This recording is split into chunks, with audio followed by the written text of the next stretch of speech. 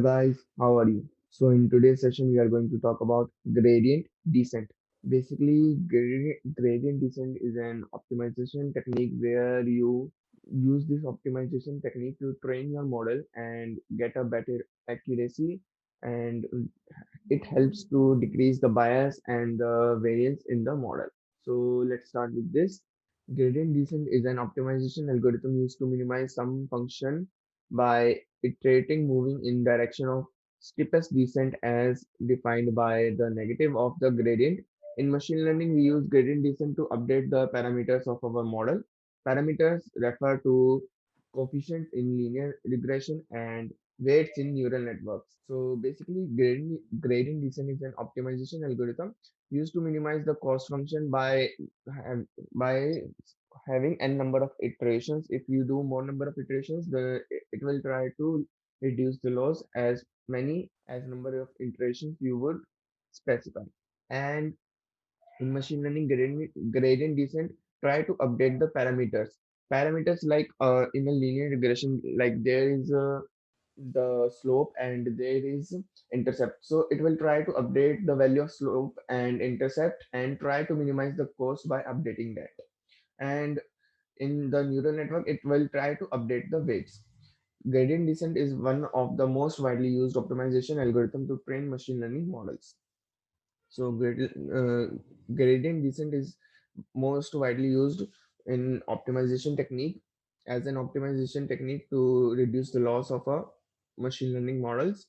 It is extensively employed in machine learning as well as deep learning.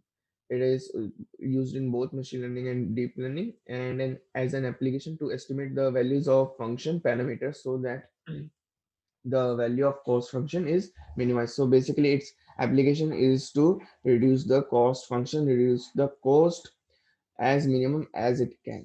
Let's study more about the cost function, what is like cost function and how this gradient descent reduce the cost function. We place on the x-axis, on the y-axis, and on the z-axis. The graph below depicts the following.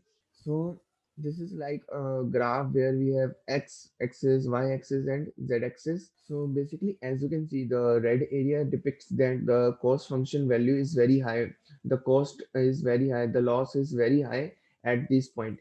And when we just start with our model, then at that time the cost of the loss of the model is very high. So by using the gradient function, it will try to reduce the loss at every step. So you just use n number of steps, and by using n number of steps recursively, gradient descent will try to reduce the loss like in this way. From red area, it will try to go in yellow, then in green, blue, and in the dark blue area where the loss is very low. So it will try to find the part from the red area to the blue area where the loss is very low. So if the loss is here, like if the points are here where loss is very high, so it will go in downwards direction and try to minimize the loss. Our aim here is to somehow reach the minima of the cost function. This is the cost function diagram where it depicting the cost function where the cost function value is high and where the cost function is low. And it's and our job is to go to the lowest point of the cost function where the loss is very low. That is the pits of the graph where the black marked line ends. So as you can see, the black mark line ends. Our motive is to go at that much low as we can. So that's about the gradient descent algorithm. This is its formula, like minimize cost function, which is half average square of the prediction versus the training data. So we have this prediction, we have this uh, training data, and we calculate the loss. We divide by 2, 1 upon 2m, we divide by 2m, and we calculate the total loss divided by 2m. We get our loss value. This is the loss function, and we have to reduce this value. So now let's change our perspective here and see the above plot as something like this. So like this, you are in a hill and you are standing here, and here the loss is very high. So your mind will say that you go in this direction, then in this direction, so that you can go in at the downward of the hill as in the minimum time and as much downward as you can. So your algorithm says like if you are here, your mind will say that you go here first, then you go here. But you don't like first you go here and you move around and around, then came here. So as your mind suggests you that you just go here and then came to here, something similarly like that, the gradient descent will also like to also come in downwards direction uh, as the as number of iterations you will apply, according to that number of iterations it will go in the downward direction. So now let's came to the how do we achieve this.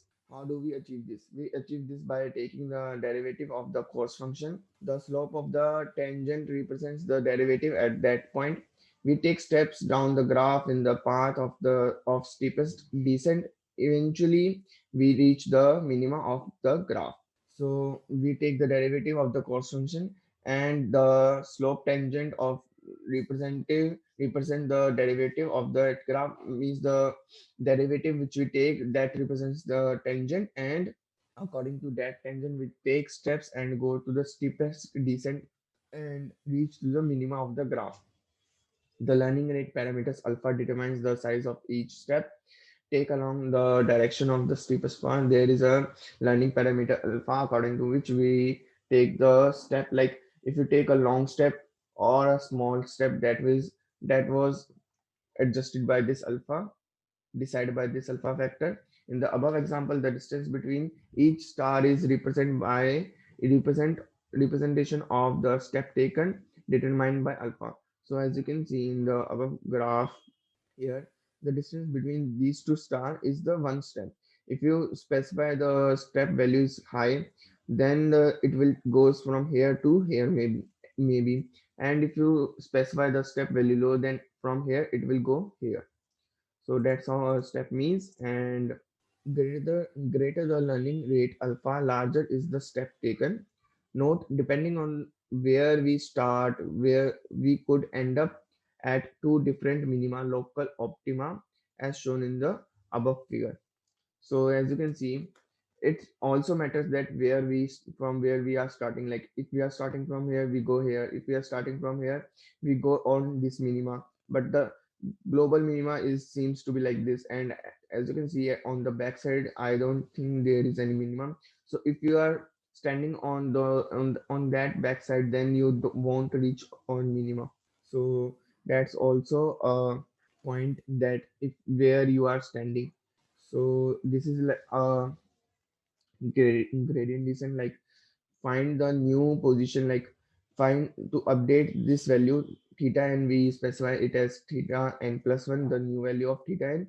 And this is alpha is the learning rate, and this is our cost function. So we minus our cost value from the theta weights by using a learning rate parameter, and we do these things repeat until convergence. Like we repeat these things until we go to the local minima, until we reach to the local minimum. So this is the new position, old position, gradient of the function j for theta n, and learning rate. So this is all about the gradient descent, that how we go to the minima using these mathematical functions.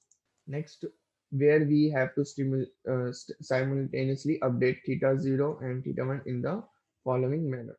Temp theta 0 equals to theta 0 minus alpha d divided by d theta 0 j theta 0 theta 1. Temp theta 1 equals to theta 1 minus alpha d upon d theta 1 j theta 0 theta 1. Theta 0 equals to temp theta 0, theta 1 is equal to temp theta 1.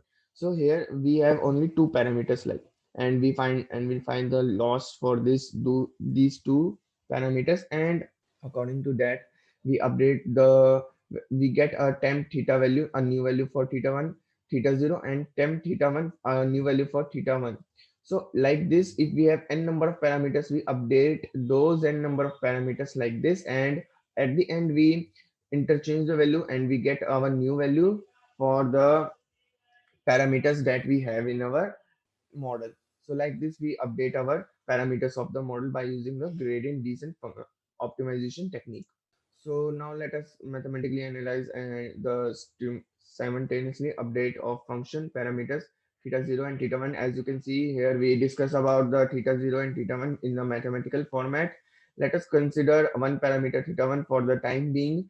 We will plot the graph cost function j theta 1 against the parameter taken into consideration theta 1. So let's take the graph representation for this theta 1, like how this theta 1 value changes as we move on. So let's say the initialization, the at the initial step, the weight is his it is the weight is here and the cost value is very high. So what you have just do, you just use the gradient descent optimization technique, and by using n number steps it is moving in downwards direction, where you have to achieve this weight zero, where the cost function is minimum. So that's how a graph, like if you are here, then the you want to try to reach at the minima by using this gradient descent optimization technique by using a number of steps. And if you are here, then you are trying to reach in the you are trying to move in the left side where the minima is situated, and try to reduce the cost function value. So this is about the cost function, that how this graph is represent for every parameter, like how you reduce the cost function cost value for every parameters. Now, on the other hand, the value of learning rate parameter alpha should be kept such that the gradient descent algorithm converts in a reasonable amount of time. So basically, like your weights are initialized at here, and you think that let me take the alpha value too high so that in only one or two steps we go to the convergence. So it's not like that. If you take the alpha value more high, then first it will go here, then you have to move in this direction, but you take alpha is very high, so it will go more above. And if you take the alpha value more high, so it will go to this at more above. So you won't reach minimum, you only increases your cost function value. And if you take your alpha learning rate too small, then it will take too many of iterations to go to there, and it will take too much of time, and maybe you also get trapped in the local minima, like this graph. When you reach there, you think you reach to the minimum value, or the you think there is no minimum value, but you reach at the local minima and you have to reach on the global minima. So this is how learning rate parameters depends and reduce the cost value. What are the limitations of gradient descent? The big limitation of gradient descent is the computation time. Basically, it takes a lot of computation time. Performing this process on complex models in large data sets can take a very long time. Like if you have a very large data set, then this gradient descent algorithm optimization technique will take a lot of time. This is partly because the gradient must be calculated for the entire data set at each step. It is because that gradient descent update the value of parameter according to the according to the whole data. So by reading all data, it will take a lot of time. The most common solution to this problem is stochastic gradient descent, and by using this stochastic gradient descent, it will reduce some of the computation power. So what is gradient descent? Stochastic gradient descent is based on the assumption that the errors at each point in the parameters space are additive. The errors at point 1 can be added to the error at point 2, which can be added to the error at point 3, and so on for the all points. So we calculate error for each points and sum up all those error. This means that the model doesn't need to calculate the error at all points simultaneously, computationally expensive process. So when you are calculating the loss of the whole data set simultaneously at a single time, that it will take a lot of computational power. But if you are calculating the loss at a single point, then it will take very less computational power. Instead, it can calculate the error at each point individually and sum them together. So basically, it will calculate the error at each point and sum up them at the end of the iterations. So this is about the stochastic gradient descent, like but it removes the some of the limitations of gradient descent, but stochastic gradient has also its own limitation.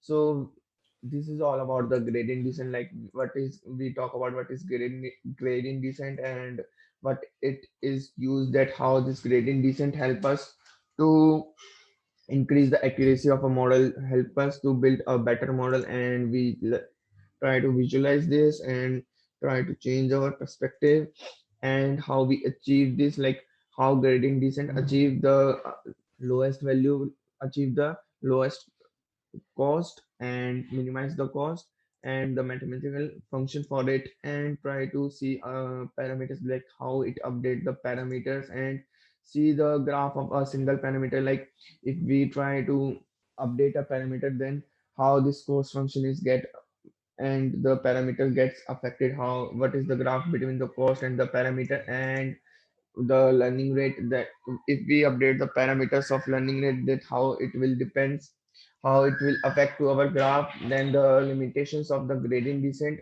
what are the limitations of the gradient descent, and these limitations were get removed by using a solution, stochastic gradient descent, where we using only where we consider a single point to reduce the loss, and it will benefit very much. So that's all for the today's session of gradient descent. Thank you. Bye. Take care. Stay motivated and keep learning.